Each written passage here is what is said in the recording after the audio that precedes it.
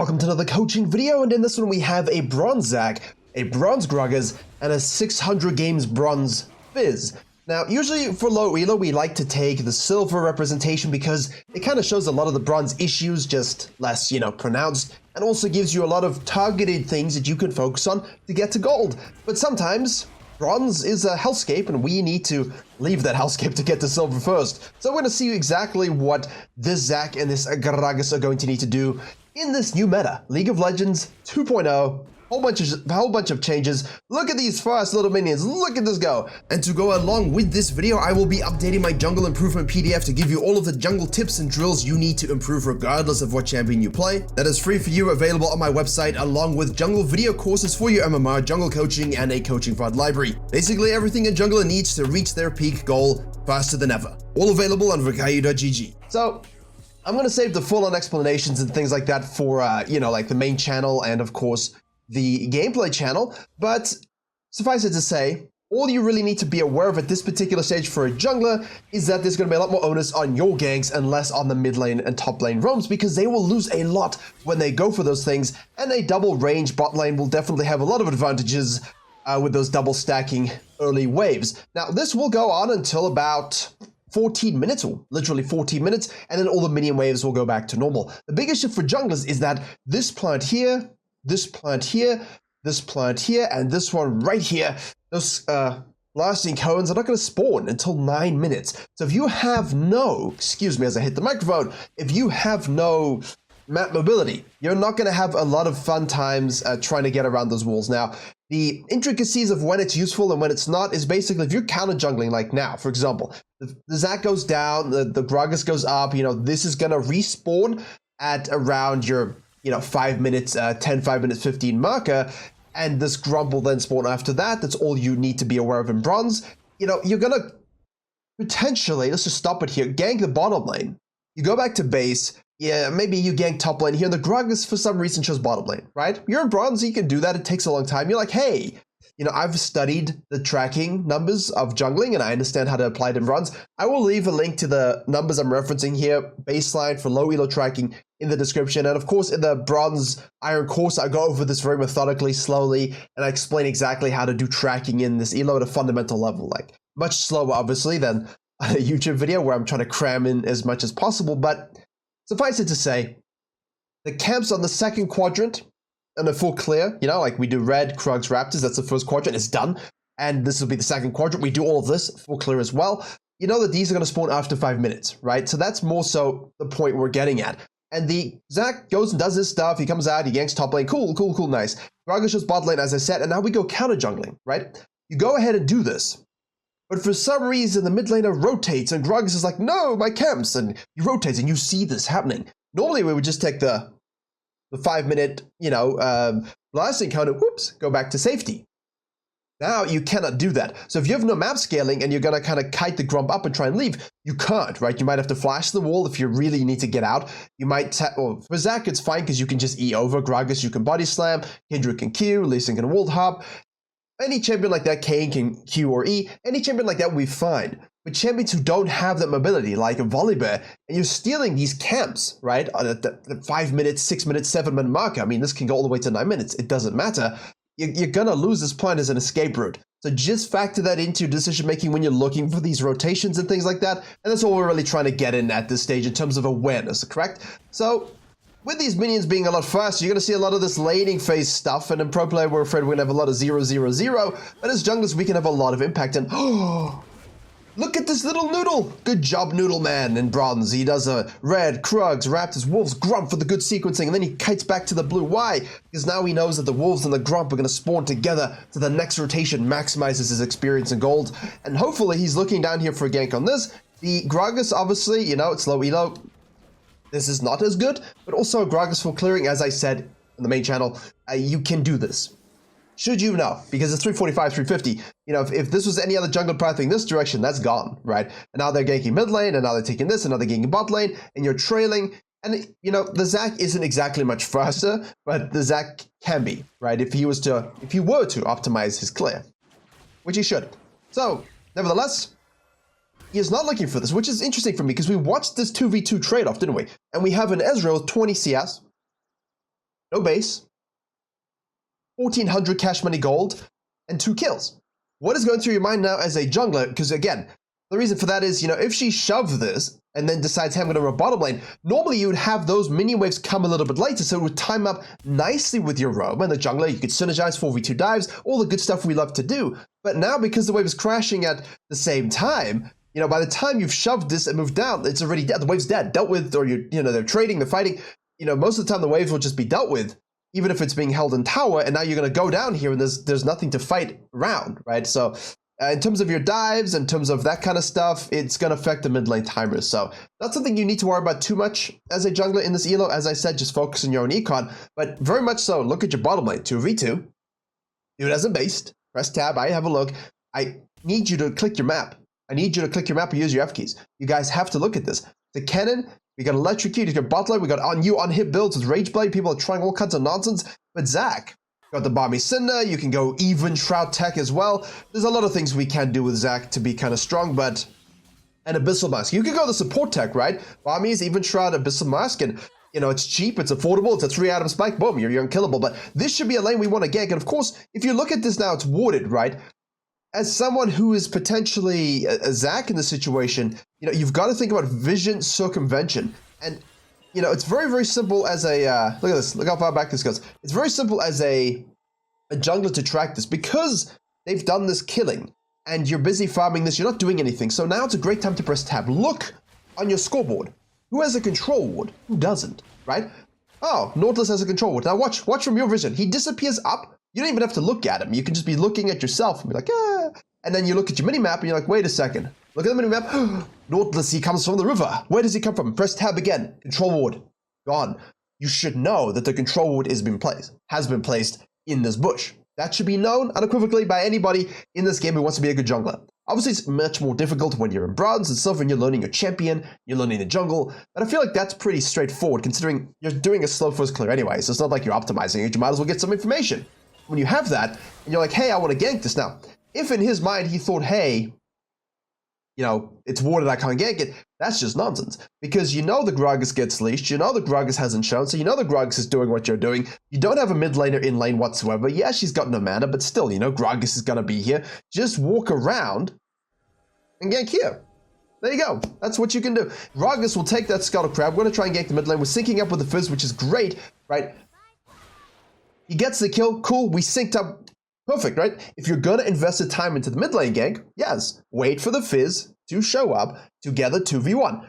Beautiful. Nothing wrong with that whatsoever. I'm happy with that. But you see what I'm saying? Now, again, as I mentioned, yes, you can invest the time into this gank early because we don't anticipate the Gragas to necessarily go counter jungling at this point. But at the same time, you would have just seen the plant hit your top laner. The byproduct of someone doing a very, very slow clear and taking a scuttle at 4 minutes 28 with no show is that he will get this benefit, right? He might get this benefit. So that is a possibility, but you can't really think about those things because it's not what he should be doing, and you can't anticipate that level of randomness. So I do think if we had invested bottom lane directly, even though he does get this off here, this is great. Like, I'm happy that he's getting mid. I'm happy that he's getting bot. I'm happy that he's full clearing. He's going to lose his passive here. Hopefully the Ezreal doesn't take aggro. Ignite is available. Soon TM. There we go. Get the kill. I mean, this is great. This is great. Now remember, they've also changed the minions so that if the minion's hitting the turret and you go for a dive, it's not going to swap call for help. It's going to keep hitting the turret. Likewise, the ramp up of tower plating resistance in terms of difficulty to secure it when you're diving with a whole squad, that's going to be more difficult as well. There's also the Unleashed Teleport going from 14 minutes to 10 minutes. So the laning phase is extended, but you're also going to have a lot more things to think about when it comes to dives and plates. But again, not something you necessarily have to worry too much about in this elo. Fizz uses the lead you gave him. All of this is good. I'm happy for this. All we're talking about here is refinement. Now, if we press tab here, and we would have seen the tab, press tab, full clear is what? 24 CS? Full clear per scuttle is 28 CS. Dude shows up top lane at 5 minutes 26. Press tab again, 32 CS. No items. So he took my Krugs. Don't even need to go over there to check. I know they're down. Easy. Go to this, boom, boom, repeat gank bottom lane. So ideally, all we're looking for, there's a full clear, gank bottom lane, get around the vision as necessary. Of course, as I said, you can invest here a little bit, go up to the river, you can gank the Fizz. You could also reset and kind of do this quadrant, gank this first, do this, and then, you see, and then we can gank mid lane. The Zac was not thinking about it. And now the Gragas is still here, taking this away. So again, it's not expected, but it's random, and we have Balmy Cinder with Fizz Prio. We force a flash out. This isn't a good move for the Gragas because the Fizz does have his ult. If he can hit it, top lane's going to be rotating over. Now we're going to get slowed here. We do hit the Fizz, does jump up here. We get the E onto him.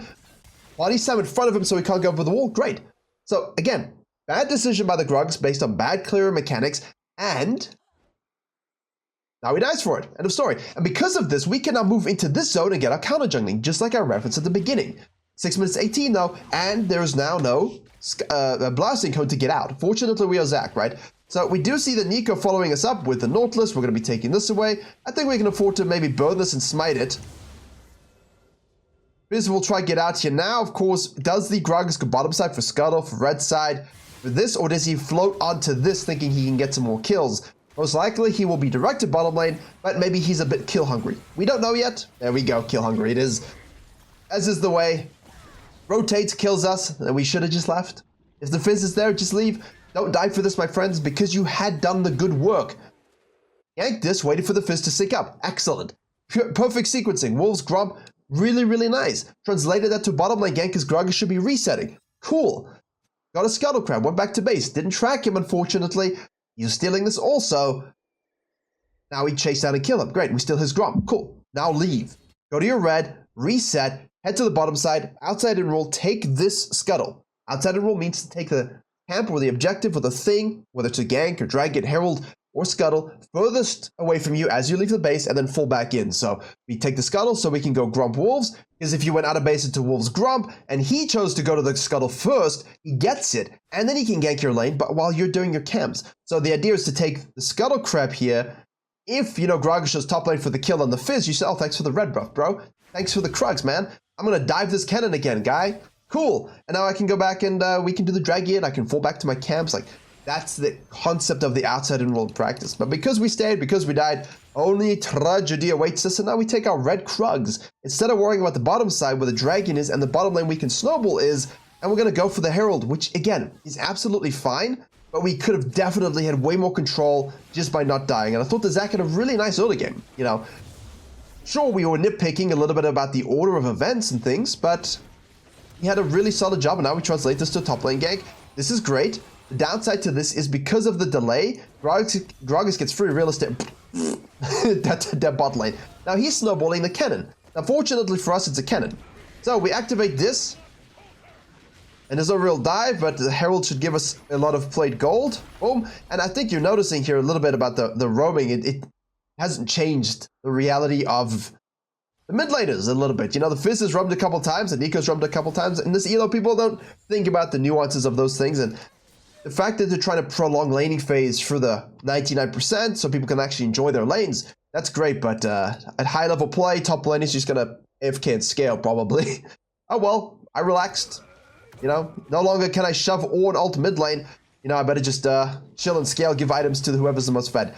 Now, he does take this. He could go into this afterwards, but with the bottom lane coming back to lane, he's going to wait for them to show, which they do because, again, the waves are faster now up until 14 minutes, so they will show quicker. Huge impact actually on counter jungling. Because before, right, if you look at the waves here, okay, this would be further back up, so you wouldn't know necessarily if they had shown just yet at bottom lane, or they were coming down, or they were coming through here, because you just had Fog of War. But because they now follow the wave, as all Low Elo and every ADC in the world does, because they're brainless, hey, cool, I can steal this away. Now, obviously, Zac will be coming on down, but he's not thinking about the fact that he did Drake into the blue. And again, this is a sneaky steal. You have to be able to get out because, again, Blasting Cone has just now spawned right here. So now we do have the Blasting Cone, okay, 9 minutes. So this is available at this particular stage if you were to counter jungle a second buff spawn. You follow? It's a lot to take in, but that's why we're pausing, we're talking about it. Again, look, he sees this, he's just going to roam here. The Garen dies to the Jax. The Fizz is like, yo, what up? Doesn't really matter about anything. Like, mini waves don't matter, right? Just farming and things like this. Now, Gragas could look to go and do something down here, but again, we're not worried about that because we are just trailing because he stole our blue. He must have stolen our blue. Let's shadow. I mean, it's not actually a bad idea to shadow this because if we lost our blue right then and there, I feel like we could go for this. Well, the first horrific mistake that he made was that. And I know he's getting this going right here into the Nico and knocking up the Gragas, and all of that is excellent, but, you know, do you trust your bottom lane to convert that? I mean, we made the right play. Oh, my blue's gone. I've seen him. He's trailing. He's going here. He might be going around here. I see something. I mean, this is great too, you know? So, again, I'm very, very happy with the plays being made to get his laners fed and watching the laners snowball. It's great. There's definitely some other reads we could make, you know, different orders. That's fine. All good. Nice to see. I like seeing bronze and silver players who are doing these kinds of things because it shows their heads in the right space, and all you really need is a bit of optimization, and you'll get gold. If you play like this every game, even so, like this, everything he's done, you'll be fine.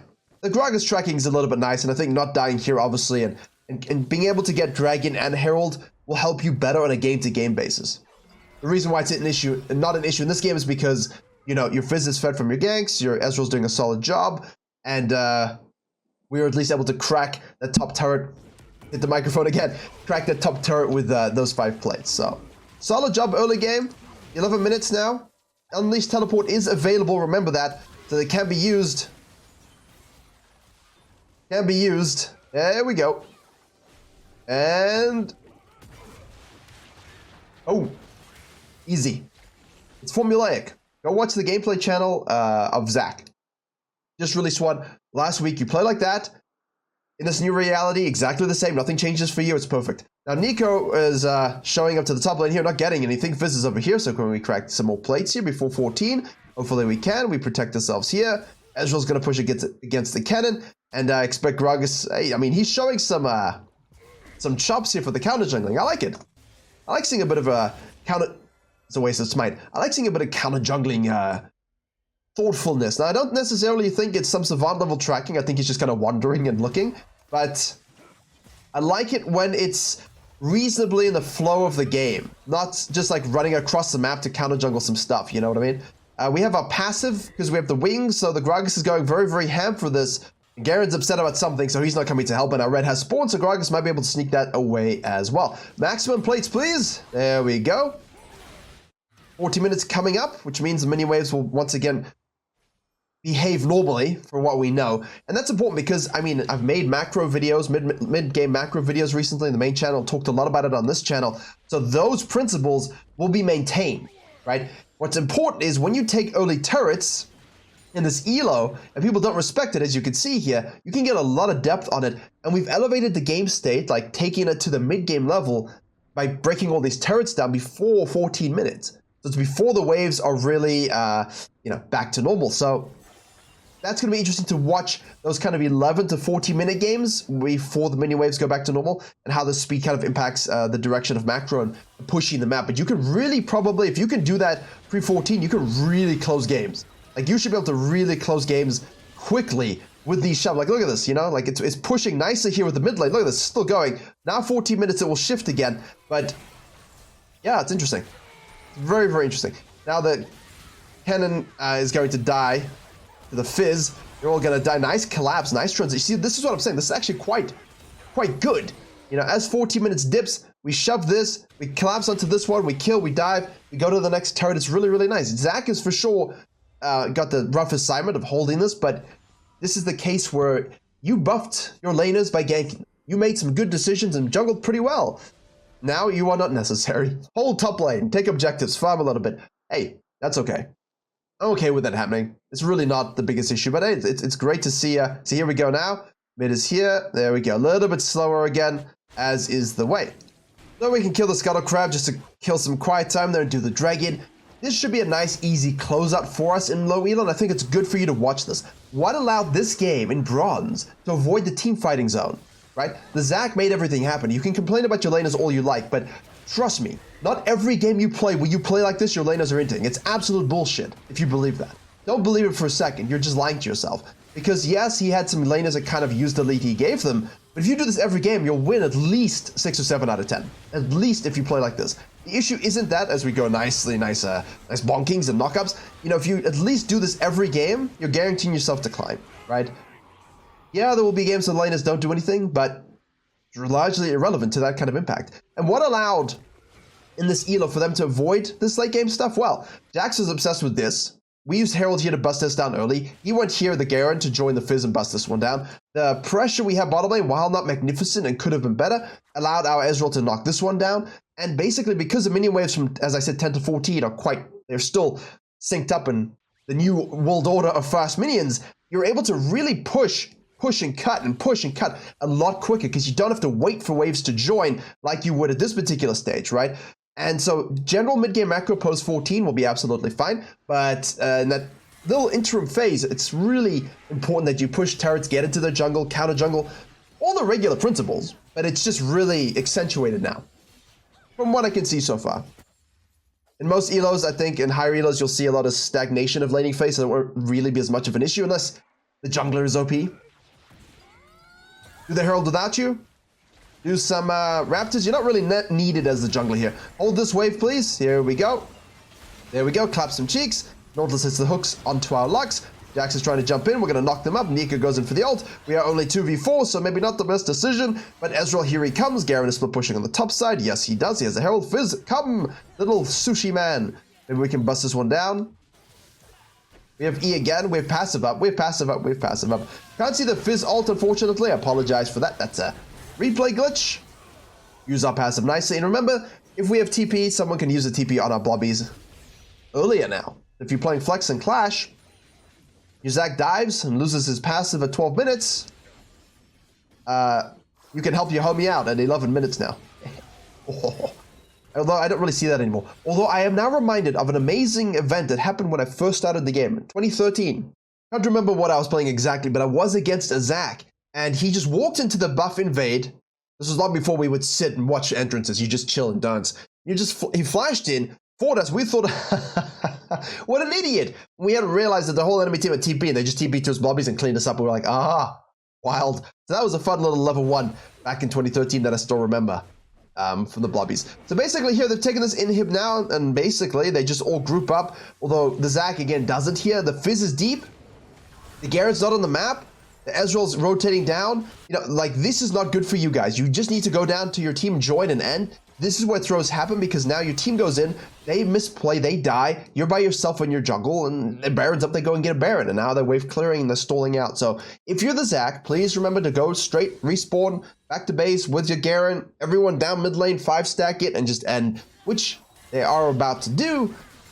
Fortunately, in this particular game, I'll give it to you. They know exactly what they're doing, but if they didn't know what they were doing and they went in and you were there, you can impact it and the same result will happen. So please contextualize and understand what's going on here. And the Nautilus is obviously now just inting in AFK. So it's a great showcase of what good decision making, even if imperfect, still being very good, allows you to control games in this elo, and a little bit of a look at the mini waves and how basically mid laners don't give a shit and they're still going to roam for you. So play around that and enjoy relearning League of Legends 2.0 and whatever the hell mid-season patch this was. Absolutely dumb, but it do be that way.